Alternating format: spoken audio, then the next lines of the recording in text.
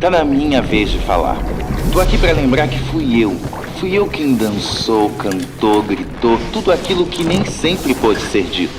Então mesmo que me ignorem, que me apaguem, que me censurem, eu resisto. Sempre diferente, cada vez mais forte. Sou toda forma de luta. Sou luz, sou plural. Sou a cultura da diversidade, sempre presente. 29º Festival Mix Brasil. Cultura da diversidade presente.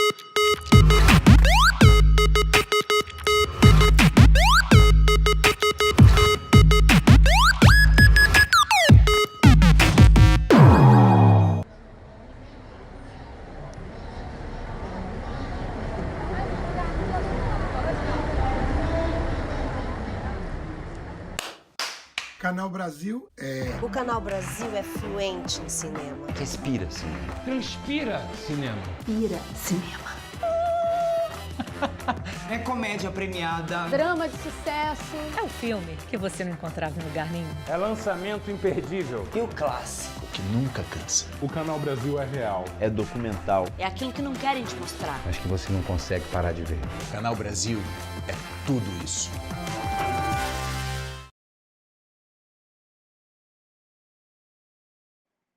Olá, bem-vindos. Descrição da minha imagem, meu nome é Maia, eu sou uma mulher cis, branca, eu tô com o meu cabelo castanho, tá preso em um coque, eu tô com um batom vermelho e uma blusa de tricô azul e amarela e numa parede creme. Bom, bem-vindos ao Festival Mix Brasil 2021. Esse é o Mix Talks e o tema dessa nossa conversa de hoje é saúde mental LGBTQIA+, no pós-pandemia. A despeito da falsa ideia, propagada num primeiro momento, de que a Covid-19 era um vírus democrático, a realidade demonstrou que diferentes marcadores sociais impactam a população de maneiras distintas e, com isso, vem à tona diversos tensionamentos. De falta de redes de apoio, as relações familiares conturbadas, a precarização do trabalho e o aumento dos níveis de insegurança alimentar. Muitos foram os sintomas que afetaram as nossas subjetividades e acenderam um sinal de alerta de que as coisas não iam nada bem. Nesse sentido, é urgente que lancemos um olhar à saúde mental das LGBTQIA+, constantemente esquecidas no churrasco. Com essa roda de conversa, propomos uma reflexão sobre os caminhos individuais e coletivos para sobrevivermos à terra arrasada do pós-pandemia. Bom, para essa roda de conversa, junto comigo, temos o Dr. Bruno Branquinho, que vai se apresentar. Olá. Olá, oi Maia, oi pessoal, tudo bem? Bom, vou fazer a minha descrição. Eu sou um homem branco, cis.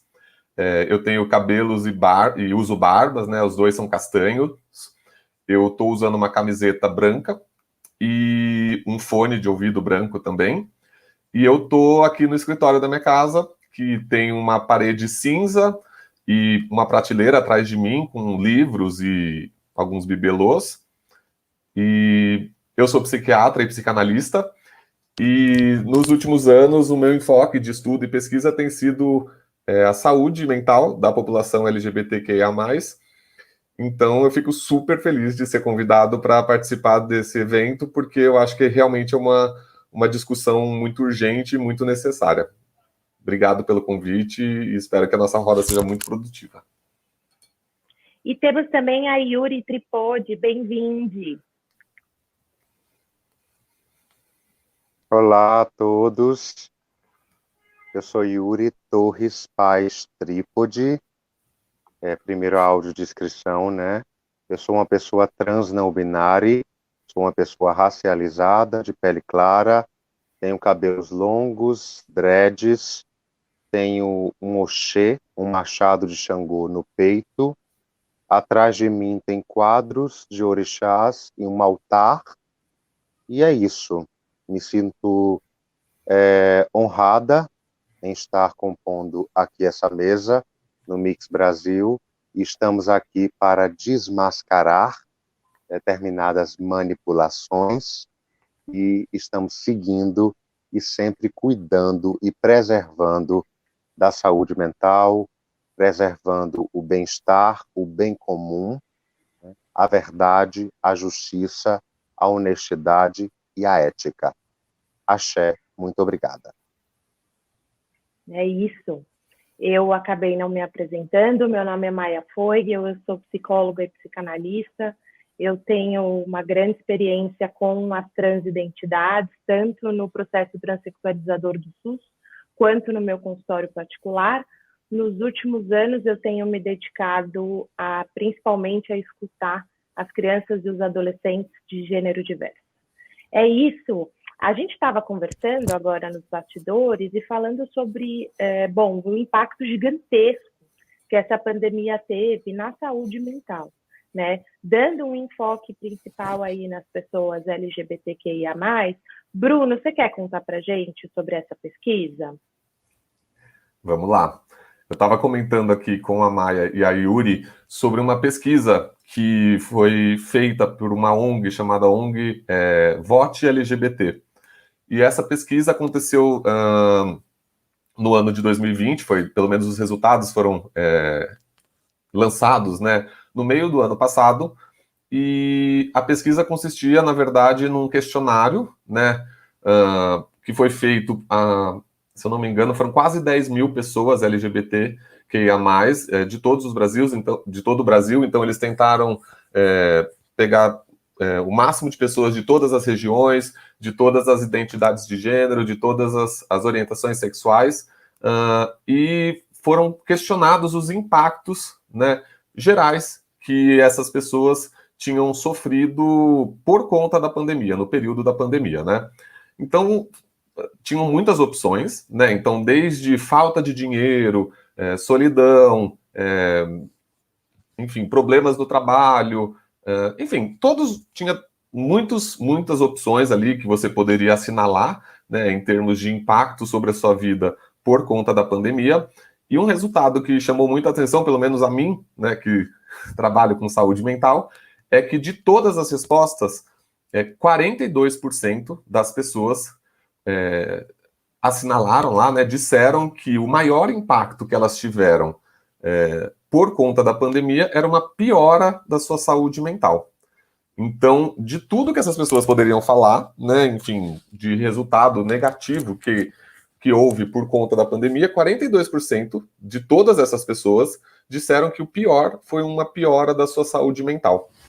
É claro que, né, dentro da pesquisa você vê alguns indicadores que marcavam, né, um maior impacto ou menor impacto. Então, as identidades trans não binárias tinham maior impacto do que as identidades cis. Então, as orientações sexuais, como as lésbicas, os bissexuais, tinham maior impacto do que tinham maior impacto nessas orientações sexuais do que nos homens cis gays, por exemplo.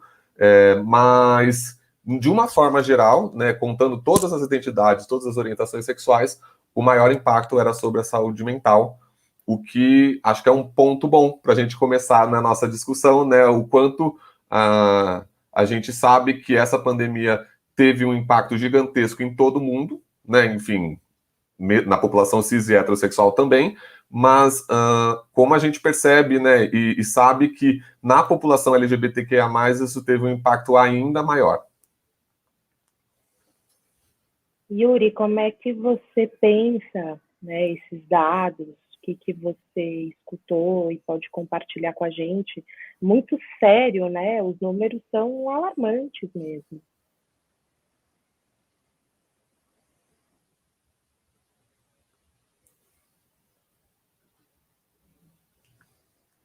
Oi, Yuri, acho que você está com o mudo. A gente não está conseguindo escutar. Bom. Pronto, agora. Só para audiodescrição, que eu esqueci de avisar. Eu estou nua, certo? Tenho contas de orixás e é isso. Então, com relação à pandemia, né, eu costumo chamar essa pandemia de crise ética, certo? E eu tenho certeza que existe um terror midiático e um terror digital com relação a isso tudo que a gente está vivendo, né, ao que está acontecendo nesse momento dessa crise, de inúmeras crises, né, governamentais, climáticas e etc. E que, por exemplo, quando você lida com a rua, quando você lida com o relato de pessoas que estiveram em hospitais, e quando você lida com a realidade concreta, quando você sai nas ruas, é uma diferença muito gritante, né? Existe um terror midiático, o tempo todo a televisão só fala disso, a internet só fala disso, e existe eu acho que uma cultura, uma política de produção do medo que ela vem de muito tempo, né? Ela não vem só de agora. E isso facilita com que as pessoas tenham a sua saúde mental prejudicada, provoque adoecimentos psíquicos, né? Eu não me apresentei, mas eu tenho um transtorno bipolar, né? Na verdade, eu sou diagnosticada com transtorno bipolar, mas eu tenho transtorno de ansiedade, transtorno de estresse pós-traumático, e eu queria dizer que, assim, o que eu vejo com relação a essa questão da pandemia, a essa questão dessa crise, né, dessa crise ética que vem acontecendo, é que essa rede neuroóptica, né, essa nova ordem, muitos estudiosos como Noam Chomsky, como Achille Mbembe, como Foucault, como Antônio Negri e diversas outras pessoas vêm problematizando esse termo, né, ordem, e a gente precisa falar diretamente sobre isso, né, sobre ordem neuroóptica, sobre dispositivo de controle, né, sobre espetacularização das nossas vidas, sobre uma extrema vigilância sobre as nossas vidas, né? Esse sorria, você está sendo filmado, ele não é mais uma câmera externa, né? Como a Achille Mbembe sempre pontua, a vigilância está orientada tanto em direção ao interior como em direção ao exterior. E isso causa inúmeras ansiedades, certo? Inclusive transtornos de ansiedade, e essa condição capitalista que a gente vive de inúmera desigualdade social, de inúmera injustiça em diversos aspectos, a gente sabe que durante essa crise, essa questão da desigualdade ela foi acirrada, né? Muito mais pessoas ficaram bilionárias, enquanto pessoas passavam fome, né? Com essas medidas desse desgoverno Bolsonaro, e também com essa questão toda, essa questão do auxílio emergencial, das pessoas não poderem trabalhar e tudo isso. Então, de início eu queria falar isso. E a gente segue sempre, né, desmascarando. E o que é desmascarando? É desmascarando uma sociedade que ela é forjada em um duplo, em um fingimento, certo? Em uma representação. E esse duplo, esse fingimento e essa representação, elas estão num nível muito absurdo de se manter, né? Já está, assim, no limite de se manter uma sociedade que ela avança mascarada, né? Como aqui um termo de René Descartes, que ela avança mascarada. Então, a gente está aqui para desmascarar tudo isso, né, que compõe essa estrutura forjada, manipulada na representação, na omissão, né, no fingimento, né, num teatro da realidade, numa espetacularização da vida, numa vigilância e no controle extremos, e a gente vem sempre problematizando que a expressão cura. Então, esse interdito da fala, esse olho que tudo vê, proíbe que as pessoas falem, que as pessoas se expressem. Isso colabora para os adoecimentos, porque todo mundo sabe que um dos princípios da cura é a expressão, certo? Então, tudo que a gente está vivendo com relação ao sentido de rede é um dos grandes problemas, uma das grandes questões dos adoecimentos psíquicos atuais. Legal, Yuri. Temos muitos adoecimentos psíquicos atuais, né? Eu acho que, Bruno, será que você consegue compartilhar com a gente essa escuta? Eu sei, a gente se conhece profissionalmente e trabalha junto, eu tenho esse privilégio, e assim, os profissionais de saúde estavam completamente abarrotados de saúde mental especificamente, né? Foi um negócio absurdo, assim, e eu queria saber de você, acho que posso compartilhar depois um pouco da minha experiência também, como é que é essa escuta específica da população LGBTQIA+, nesse período pandêmico, dentro de casa, né, com relações familiares muitas vezes complicadas. Veja, não é porque né, população LGBTQIA+, que tem relações conturbadas. Aliás, pode ter qualquer pessoa, e a gente sabe que conviver em casa nesse tanto de tempo, que foi o que a gente foi obrigada a fazer, trouxe problema para todo mundo. Mas especificamente dentro dessa população, o que você mais escutou e aponta como questões muito relevantes e complicadas? Eu acho que, só para complementar um pouco a partir do que a Yuri falou, né, acho que essa questão, quando a gente vai falar de saúde mental, né, a gente precisa sempre pensar realmente no contexto, né? Não adianta a gente pensar só em diagnóstico ou tratamentos, etc., se a gente não levar em conta o contexto dessa pessoa, né, essa singularidade que importa de fato. Então, a gente sabe, por exemplo, que a população LGBTQIA+, por exemplo, tem muito menos acessos, né, é muito mais atingida, né, por menos acesso à educação, a trabalho, a dinheiro, a direitos básicos, né, e isso tem um impacto sobre a saúde mental dessas pessoas. Então, né, a desigualdade, por exemplo, é um fator muito importante, né, quando a gente vai pensar em saúde mental, né, porque, né, se essa pessoa não tem acesso a direitos básicos, como moradia, educação, respeito de uma forma geral, fica muito difícil ela ter uma saúde mental saudável, né? E pensando nisso, né, a gente sabe que esse contexto de pandemia, que afetou a todos, né, afetou essa população também de uma forma específica, né? Porque essa população que já tem menos acesso a emprego, a educação, a direitos básicos, né? E aí também precisamos pontuar, dentro da comunidade LGBTQIA+, a gente vai ter especificidades, né? A população trans, né, identidades não cis, né, enfim, não binária, enfim, outras identidades acabam sofrendo mais do que algumas, né? Então, a gente sabe que a população trans acaba sofrendo com muito mais violências, muito menos direitos do que, por exemplo, um homem cis-gay, né? Então, a gente precisa levar em conta esses recortes também para pensar a saúde mental dessas pessoas. Na minha prática, né, acho que o que eu mais ouvi, né, enfim, acho que estava relacionado justamente a essa perda do contato social. Então,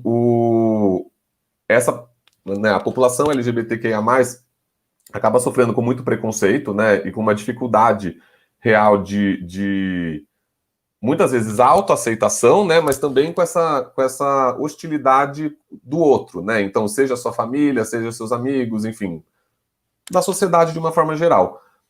E eu acho que nesse sentido, né, tem toda aquela coisa da família que você escolhe, né, quem trabalha com população LGBTQIA+, acaba ouvindo e falando muito disso, né, de uma família que é escolhida, que muitas vezes dentro de casa, né, eles não têm esse apoio, né, pode ter relações muito violentas, muito hostis, mas fora de casa dentro do próprio grupo minoritário, eles encontram esse apoio, esse acolhimento que eles não conseguem em casa.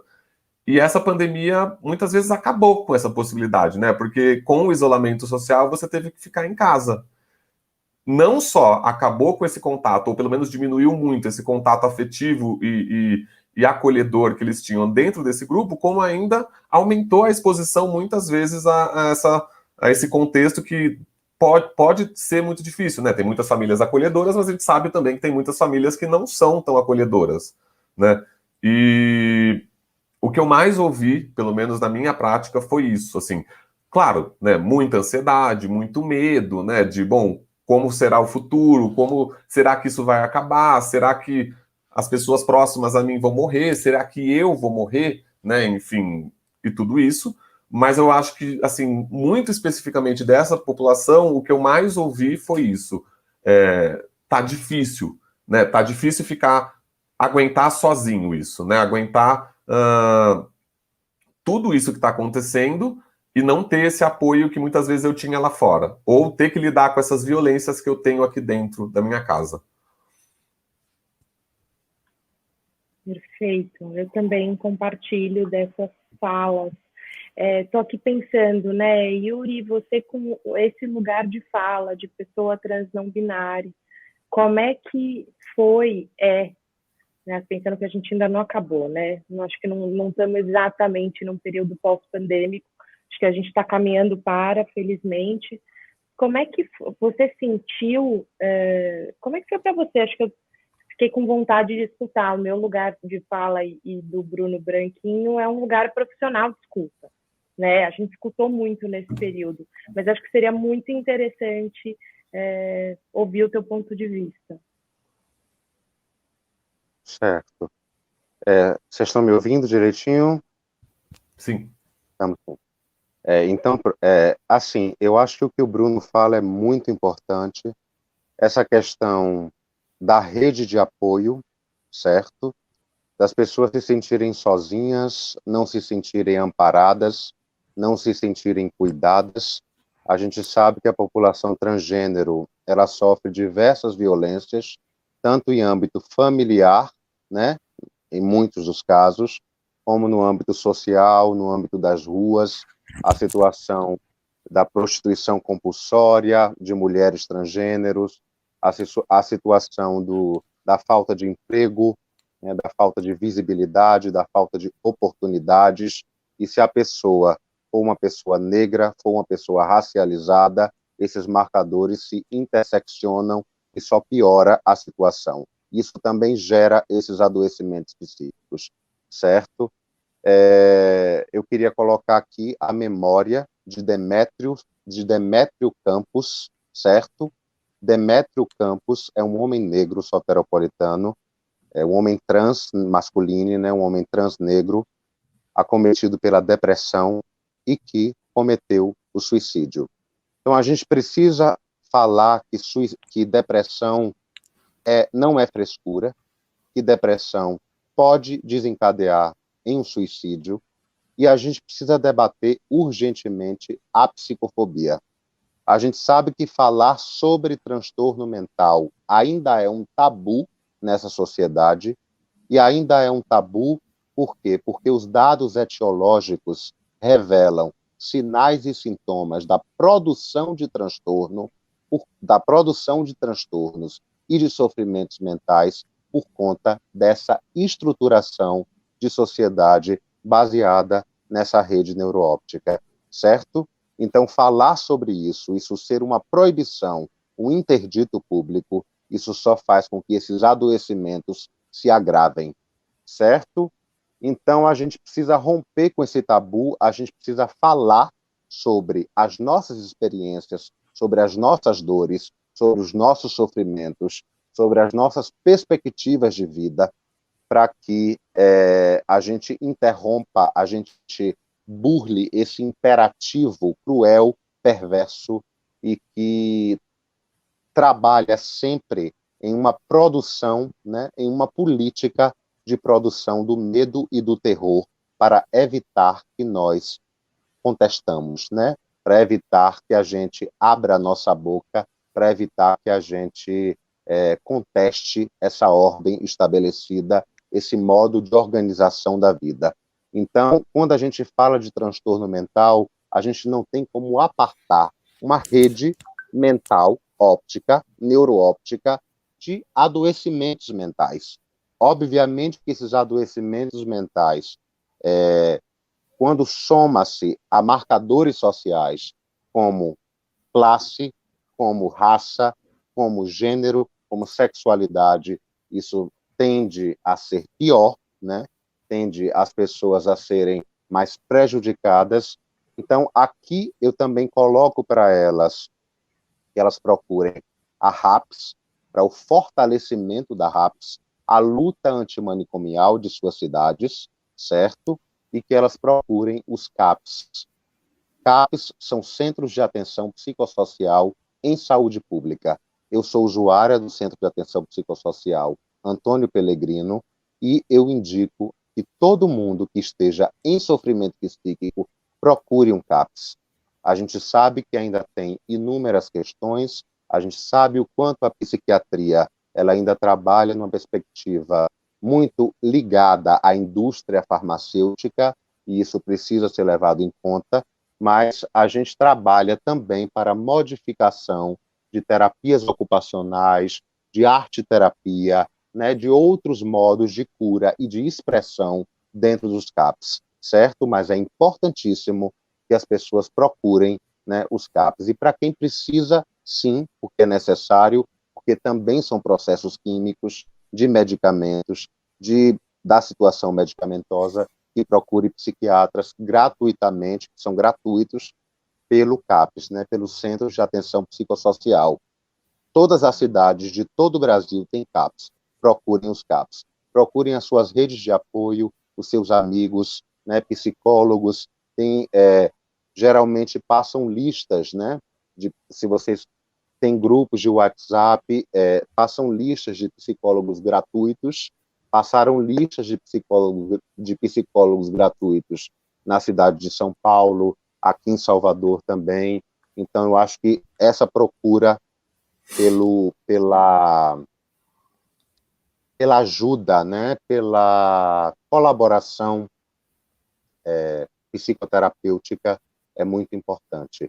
Então, assim, não é fácil, né, não é fácil desafiar, né, essa ordem estabelecida como a gente desafia, mas não é impossível.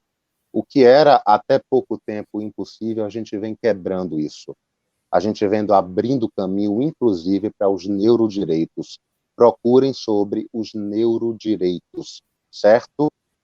Os neurodireitos é uma conquista, é fruto de uma conquista coletiva, né? Singular e coletiva, porque é minha também, do que eu vivi, de que muita gente passa no mundo, e vai ter esse acréscimo dos neurodireitos na Constituição chilena. A Constituição chilena já aprovou para sua nova Constituição o acréscimo dos neurodireitos. Neurodireitos, direitos do cérebro, direito à privacidade mental, direito à não manipulação dos seus cérebros, e aqui a gente está das suas mentes, dos seus cérebros, né? E aqui a gente está falando de indução, interferência, transferência, certo? A gente está falando nesses termos do que acontece, certo? Então, isso é muito importante. A gente precisa saber, primeiramente, quem a gente é, certo? Quem a gente é, lutar em favor do certo, da verdade, da justiça e do bem comum, singular e coletivo, e enfrentar o que tiver que enfrentar, certo? Então, essa conquista dos neurodireitos é muito importante. Procurem por isso e procurem saber que vocês têm direito à privacidade mental, direito à sua esfera íntima e privada resguardada, certo? Axé. Né, Yuri, a sua fala me fez pensar que realmente, assim, durante a pandemia, principalmente no auge, né, onde estava absolutamente tudo fechado, assim, bom, deixa eu começar, né, acho que você coloca um ponto muito importante, que é os pré-conceitos com as doenças mentais, ou tidas como doenças mentais, né? Seja por frescura ou seja por loucura, a gente sabe que tem um estigma forte, violento, horroroso, né? Dentro da sociedade como um todo. E o que você estava falando me fez pensar que no auge da pandemia, quando nem os CAPs estavam abertos e as pessoas podiam frequentar, que aconteceu, né? E eu acho que teve o que eu percebi, né, da minha clínica, dos meus colegas, enfim, escutando meus pacientes, é que talvez, acho que aí eu jogo para vocês me falarem o que vocês acham, né? Mas talvez a gente tenha tido algo de positivo quando a saúde mental ganha esse protagonismo durante a pandemia, porque absolutamente todo mundo foi afetado. Então, precisou-se falar de saúde mental dentro de casa, nas relações de trabalho, porque as pessoas estavam trabalhando dentro de casa. Enfim, as pessoas que perderam seus empregos, as pessoas que estavam passando fome, tiveram suas necessidades, né, completamente abdicadas. Então, eu acho, e é achismo mesmo, e talvez uma certa crença / expectativa, de que a gente possa mudar o cenário desse estigma das doenças mentais. O que você acha, Bruno? Faz sentido? Acho super legal isso que você falou, né? Eu acho que o que a Yuri traz, né, da psicofobia é muito importante. Como você disse, isso, né, vem de antes da pandemia, e a gente, né, quem trabalha com isso sabe como é. No meu consultório, mesmo antes da pandemia, quase todos os pacientes me procuram depois de meses ou anos de sintoma, né, quando já estão numa situação super fragilizada, né, uma situação super emocionalmente instável, porque por muito tempo foram tentando evitar esse contato com um profissional de saúde mental, com essa ideia de que eu não sou louco, isso é fraqueza, isso é preguiça, isso é pecado, né? Enfim, todas essas coisas que a gente ouve por aí, que são absurdos, mas que estão na nossa sociedade mesmo, né? Enfim, de uma forma mais explícita ou não, né?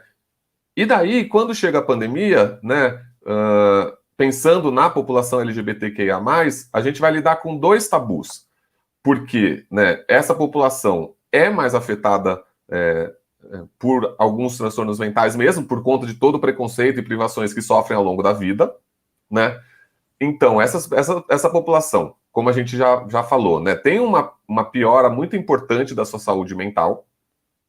Essa população tem menos acesso a serviços de saúde, por N motivos, né, porque tem um impacto econômico maior, né, tem menos acesso a emprego, enfim, tem menos acesso à educação, quando frequentam o sistema de saúde, né, seja particular ou público, são alvos de violências, né, então, de não respeitar nome social, de ouvirem piadinhas, enfim, todo tipo de coisa, né, e então, essa população, para todo mundo foi muito difícil, porque já há essa psicofobia e teve um impacto sobre a saúde mental das pessoas.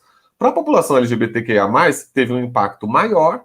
Essas pessoas têm menos acesso à saúde e quando acessam, ainda tem toda uma questão de se sentirem muitas vezes desrespeitadas, violentadas dentro do serviço de saúde. Então, isso vai dando uma dimensão para a gente de como essas pessoas sofrem, né? Porque mesmo quem tem acesso, e muita gente não tem, acaba sofrendo com mais violência, né? E a gente precisa falar mesmo sobre essas coisas, né? Eu acho que o que a Yuri diz de desmascarar muita coisa é verdade, né? Tem muita coisa que tá na cara de todo mundo e não é falada porque não é interessante ou porque afeta somente uma pequena parcela da população, enfim. E é importante mesmo, né? Se não é falado, não é reconhecido. E é urgente esse tipo de mudança, né? Enfim... não dá mais para a gente aceitar tanto que as pessoas não procurem ajuda em saúde mental por serem estigmatizadas, como que elas procurem e dentro de um serviço de saúde sejam estigmatizadas de novo, né? É absurdo isso, né? Você não pode ir para um lugar onde você supostamente vai receber cuidado e ser maltratado, né? Enfim, porque daí não tem jeito, né? Se essa pessoa fica em casa, ela sofre. Se ela vai para o serviço de saúde, ela sofre, não tem saída mesmo, né? Então, acho que isso é uma coisa super importante, mas o que você falou também é super importante, Maia, porque a saúde mental, né, ou os transtornos mentais, né, se a gente for pensar, é um estigma, né? As pessoas na sociedade evitam falar disso, né? Então, muitos dos meus pacientes demoram para me procurar, e daí, quando me procuram, enfim, né, já estão num super sofrimento e por isso topam fazer um tratamento. E daí, quando começam o tratamento, ainda, poxa, mas o que eu vou falar no emprego, né? Ah, será que eu conto para os meus amigos, né? O que é interessante, porque daí também na segunda consulta, quando eles já estão um pouco melhores, mas eles falam, doutor, eu estava no meu emprego, daí eu tirei o antidepressivo, e daí o meu colega de mesa falou, nossa, eu também tomo esse. E daí ele começa a entender que em volta dele tinha muita gente em sofrimento mental também, mas que não era falado. Então essa coisa do não falar é um jeito de manter as coisas como estão, né? Porque se você fala, muitas vezes isso deixa de ser um problema, né? Se o coleguinha do lado tivesse falado para ele lá atrás, olha, tô aqui deprimido, mas tô me tratando, como poderia ser, né? Como a gente fala de uma pneumonia ou de uma gripe, né? Talvez ele tivesse procurado antes ajuda, talvez ele tivesse sofrido muito menos, né? Então, um jeito da gente diminuir esse estigma é falando. Porque falando, as pessoas percebem que isso acontece com todo mundo. E eu acho que esse, né, eu tenho um pouco de receio de falar de pontos positivos da pandemia, porque tem muita gente que também exagera, né? Ah, a pandemia foi boa. Não foi boa, gente, né? Foi ruim. Mas talvez isso de explicitar como o sofrimento mental é algo que afeta a todos e que é difícil mesmo e que isso não é frescura, possa ser uma visão interessante para todo mundo ter mesmo. Você tem toda a razão. Na verdade, a pandemia foi uma grande merda, você falou, né? E acho que uma das coisas que a gente está tentando pensar aqui, né? Eu estava lendo um texto que foi apresentado para a gente como ideia, né? De propor caminhos possíveis. Eu acho que uma das coisas que o Bruno aponta com muita precisão é a gente saber que, na verdade, assim, por que todo mundo... por que as questões de saúde mental explodiram? Mas elas não explodiam antes? Olha, elas sempre tiveram, as pessoas têm um estigma muito forte, muita gente deixa de procurar ajuda profissional ou instituições profissionais, como o CAPS, que a Yuri citou, né? Por vergonha, por medo, por não saber, por achar, né? E aí todos os estigmas que a gente já disse que tem.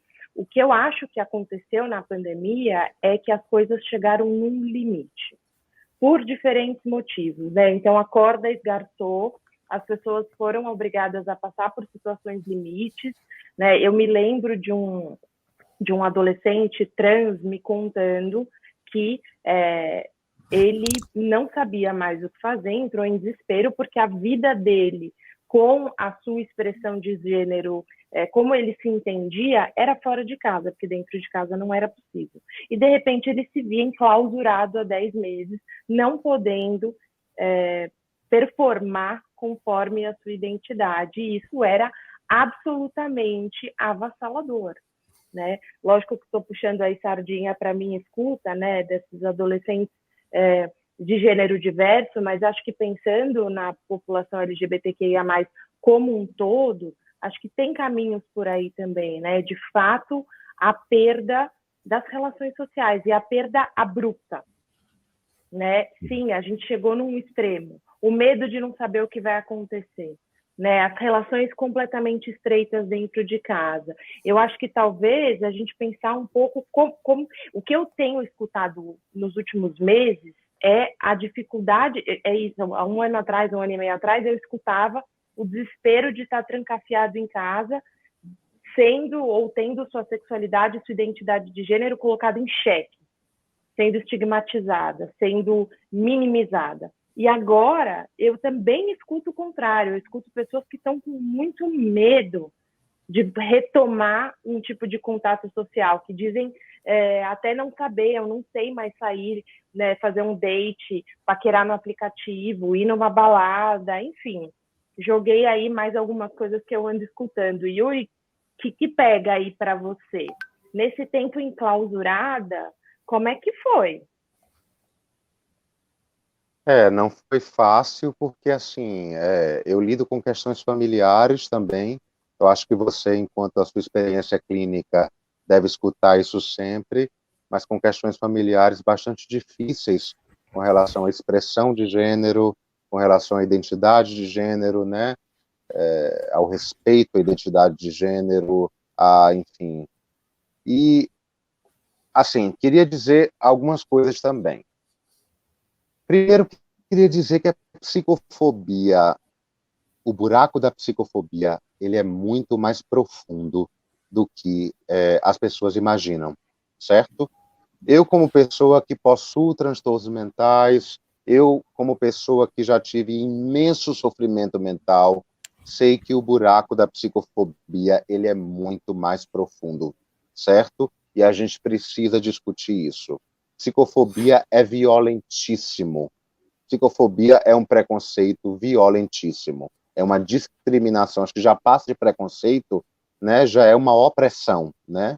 Porque preconceito é quando você não tem ciência, né? Opressão é quando você tem ciência e mesmo assim você reitera. E a psicofobia, ela está muito ligada ao controle dos corpos, ao biocontrole. E a esse controle institucional, doméstico, em todos os lugares, por exemplo, em todos os lugares que eu frequento, ou que as pessoas que têm transtorno mental e que têm o seu pensamento transmitido frequentam, elas sabem o que é psicofobia, certo? Então, assim, uma coisa que eu indico para elas e que me fez muito bem é o conhecimento, certo?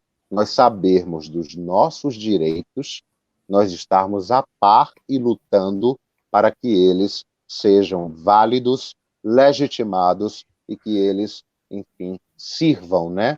Porque a gente tem uma Constituição aí que ela com relação a, por exemplo, a direito à intimidade, a direito ao próprio corpo, a direito à privacidade mental, uma Constituição falaciosa, mas que a gente vem construindo e aqui reiterando, com esses processos todos, essa conquista que é o Neurodireitos e que vai para o mundo todo, e assim será, porque, como já está se falando, mesmo antes da pandemia, mas durante esse processo de crise ética, isso foi aumentado e muito, né?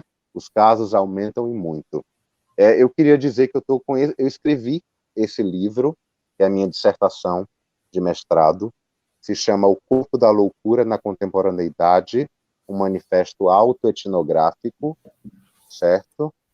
E eu queria dizer que aqui tem muita coisa para as pessoas que passaram e passam por sofrimento psíquico, por sofrimento mental, que têm transtornos mentais e que analisam a sua experiência de uma forma um pouco deslocada dessa percepção hegemônica, dessa percepção normativa de se lidar com o transtorno, de se lidar com o sofrimento. Nesse livro, a gente vai ter, proponho, e, enfim, através de análise, de pesquisa, é a minha dissertação de mestrado, eu proponho discutir a falácia das classificações delirantes da psicopatologia, certo? A gente aqui está problematizando o delírio de grandeza, delírio de influência, delírio de autorreferência e delírio persecutório, certo? Então, eu venho estabelecendo que grande parte do que a psicopatologia coloca como delírio faz parte de um esquema para manutenção da rede e do sistema atual, de como essa rede opera. Eu vou dar um exemplo para vocês. Delírio de influência. O que é o delírio de influência? Segundo a psicopatologia, é quando uma pessoa acredita que outras pessoas estão cientes do que ela pensa. esse é o diagnóstico, segundo a psicopatologia de delírio de influência. E a gente não pode encarar, né, isso como um delírio, porque não é. Isso é um fato. E seguir desmascarando significa isso também. Essa pesquisa aqui, e vocês como pessoas que atuam em clínica sabem muito bem disso, as pessoas em estado de surto psicótico se sentem extremamente vigiadas. Extremamente, têm a sua vida completamente espetacularizada e se sentem extremamente vigiadas. O que é que a gente pode concluir disso? Que essa rede óptica, que esse modo de funcionamento da realidade, que promove um reality show, uma espetacularização das vidas, ela está o quê? Promovendo o surto psicótico. Esse modo de organização da vida vem promovendo o surto, vem promovendo os adoecimentos. Nesse livro também falo sobre pensamentos intrusivos. Eu acho que é importantíssimo das pessoas pesquisarem, das pessoas se engajarem nisso, das pessoas em sofrimento mental, das pessoas com transtorno mental. Pensamentos intrusivos. A gente está lidando aí com interferência, com transferência, com indução e com manipulação, certo? Procurem sobre pensamentos intrusivos, leiam meu livro, não é fazendo propaganda, mas eu acho que é um livro que serve para libertação, certo? Onde serve para vende, processos Yuri? de Já liberdade. aproveita, já faz o Oi? jabá. Onde é que a gente acha esse livro?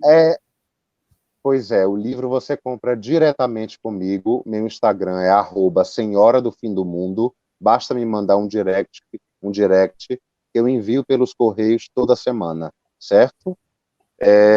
Outra coisa, outra coisa, pensamentos intrusivos. Esse livro fala disso e dessas questões que eu estou falando aqui. Outra coisa, vou destacar aqui, que é um promotor de justiça chamado Eudes Quintino, que, inclusive, esse mesmo promotor de justiça, quando eu escrevi esse livro, eu escrevi desde 2017, certo? Então, esse livro, ele vai falar, Eudes Quintino vai falar sobre direito à intimidade. E, no que ele fala de direito à intimidade, ele vai colocar o seguinte,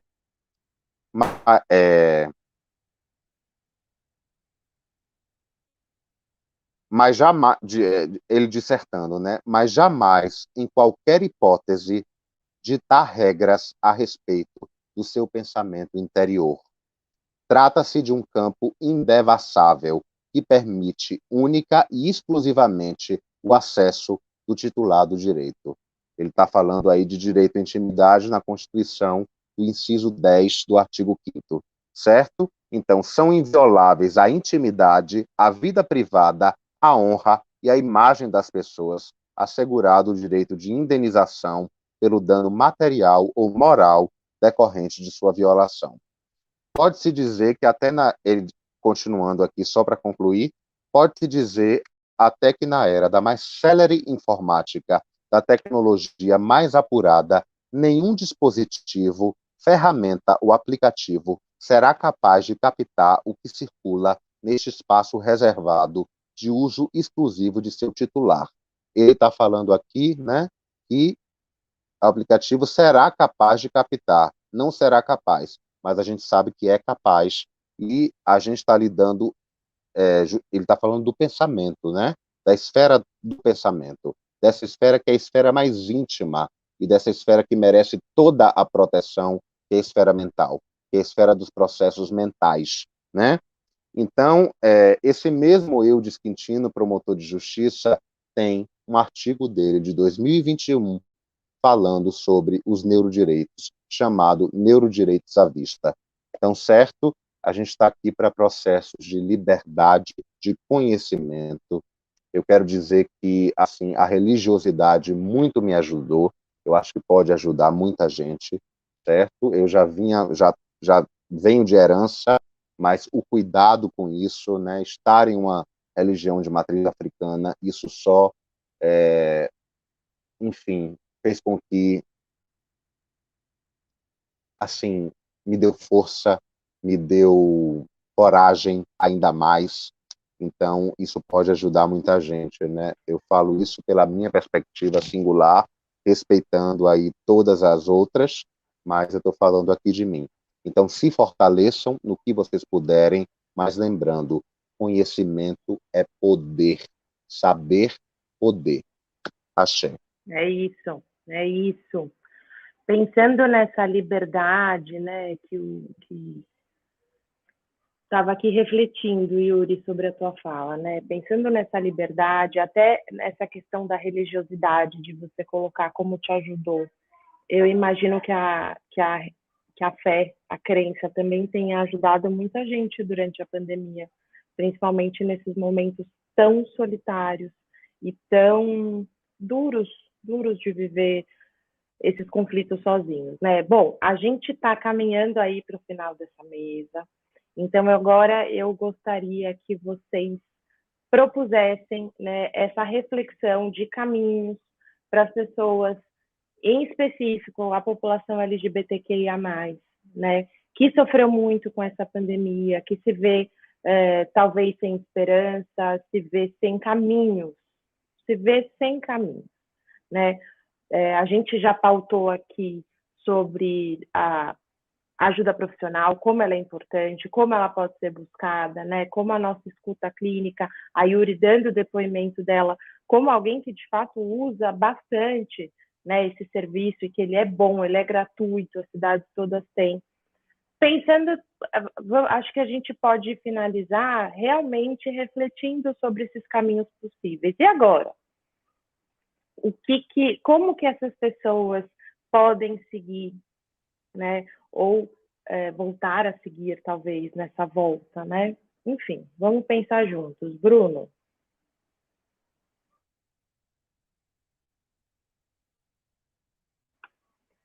Oi, Bruno, tá mudo. Eu silenciei para não atrapalhar. Eu sempre faço isso. Acho que primeira coisa que eu acho que é super importante da gente pontuar é que a realidade, né, apresenta situações muito difíceis, né, especialmente para a população LGBTQIA+. Então não adianta a gente negar isso, né? Então, sim, tem uma dificuldade, sim, tem mais violências, sim, né, essas pessoas vão encontrar muitas barreiras aí onde elas forem. Então, também não adianta a gente falar, não, imagina, isso, né, não existe, não, é todo mundo igual, né, não, somos todos humanos, né, aquele discurso que não acrescenta e só mantém a desigualdade e o preconceito. Então, sim, né, essas pessoas vão sofrer mais, algumas mais do que outras, inclusive, como a gente já falou, a população trans, né, tende a ser quem mais sofre, né, dentro da comunidade LGBTQIA+, e, né, encarar essas realidades é importante tanto para essas pessoas terem o seu sofrimento validado, né, do tipo, não, você não tá louca, você não tá inventando, isso aí é real, né, isso que você tá me contando, né, tipo, realmente essas violências acontecem, como também para essas pessoas se protegerem, né, eu acho que tem uma realidade aí que se impõe, né, de muita violência e de muitas restrições, que é importante que essas pessoas estejam cientes e saibam, né, para elas se protegerem. Bom, se naquele bairro, né, uma travesti foi apedrejada, ou, né, sempre há violência contra a população LGBTQIA+, né, talvez seja importante que essas pessoas saibam disso para não estarem lá sozinhas ou não frequentarem, né? Enfim, é claro que o ideal seria que todo mundo pudesse frequentar onde quer que esteja, mas eu acho que nesse momento em que não há essa igualdade, eu acho que essas barreiras e essas dificuldades têm que ser apontadas tanto como forma de validação emocional, como forma de proteção para essas pessoas e como forma de a gente também saber onde agir, né? Porque se a gente sabe que naquele bairro tem mais violência contra a população LGBTQIA+, talvez seja ali que a gente tenha que fazer uma intervenção mais pontual, né, em termos de proteção a essas pessoas, né? Então, acho que essa primeira coisa, assim, eu acho que a realidade é importante nesse sentido, da gente não minimizar esses problemas e essas realidades, né? De a gente reconhecer para poder agir sobre isso e poder proteger essas pessoas. Outra coisa que eu acho que é importante, que eu tenho ouvido muito no meu consultório também, é justamente isso, essa dificuldade em voltar para essa socialização, para tudo isso, né? E bom, sim, né? Eu acho que é difícil mesmo, né? Enfim, a gente se adaptou tanto para não sair, para ficar em casa, para se proteger e tudo mais, e agora, de repente, as regras mudam, né? Então, assim como a gente teve que se adaptar para ficar em casa, agora a gente vai ter que se adaptar, a gente pode se adaptar para sair também. E a adaptação é sempre gradual. Então, né, sei lá, um exemplo, né? Essa semana eu gravei um programa de saúde com um pessoal que faz aquela festa. Nem sei se eu posso falar o nome. Uma festa, X. E eles estavam contando que eles abriram, né? Agora oficializou, né, a abertura das baladas e tudo mais, e que eles abriram a venda de ingressos para a primeira festa e esgotou em 2 horas, assim, tipo, todos os ingressos, e não paravam de mandar mensagem para eles falando que queria, porque queria.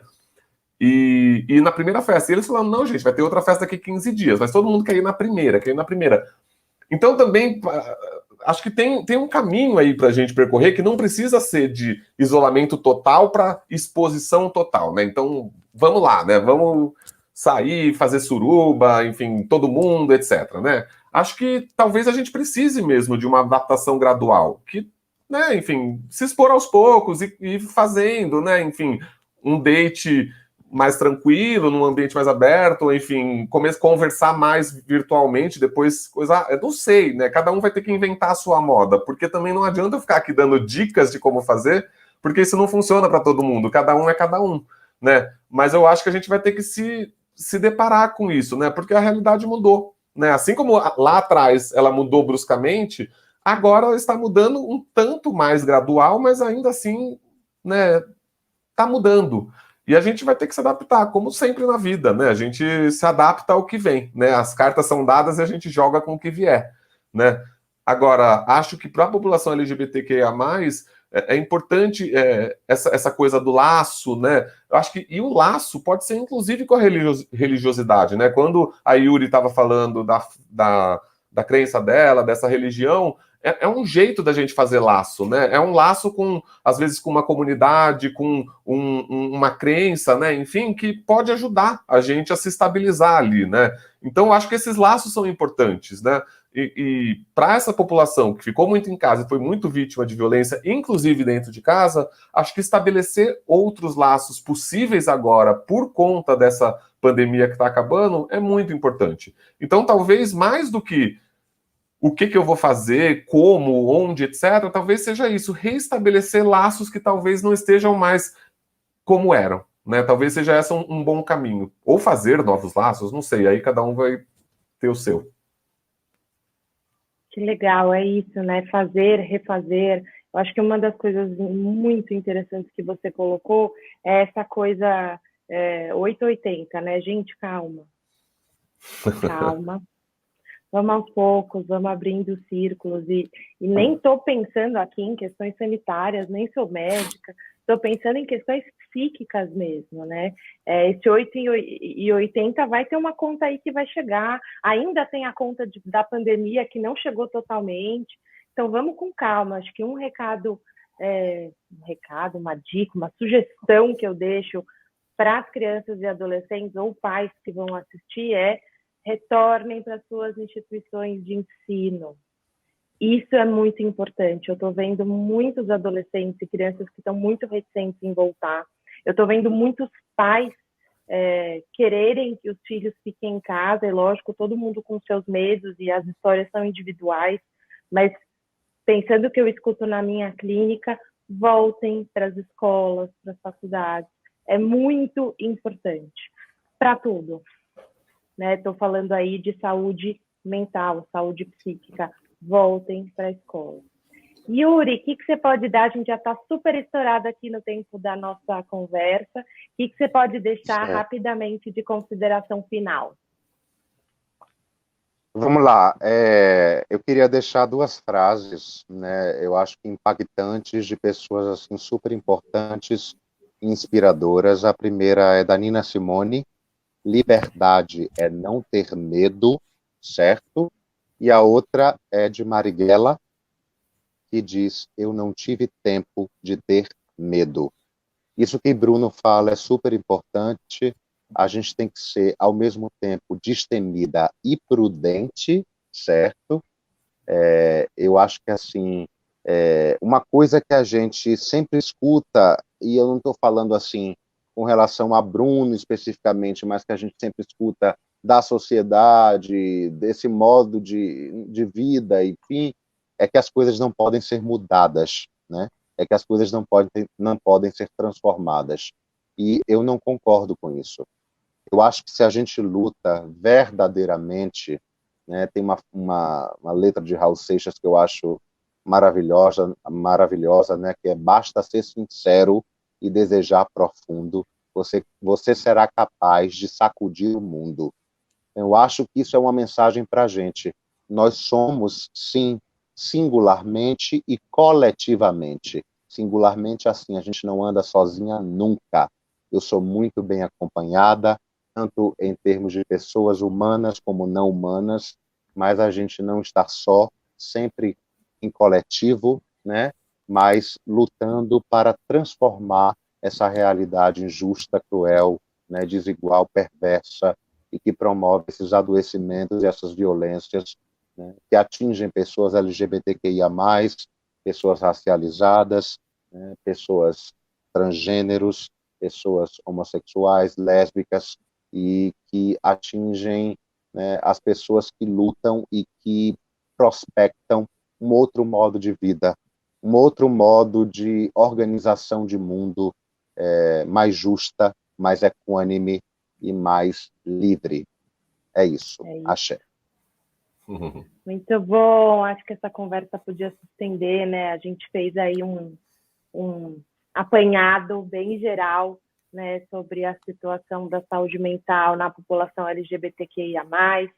Muito obrigado, Mix Brasil. Esse Mix Talks foi só o gatilho da conversa. Pessoal, paciência, força e calma. A pandemia ainda não acabou. A gente está começando essa volta.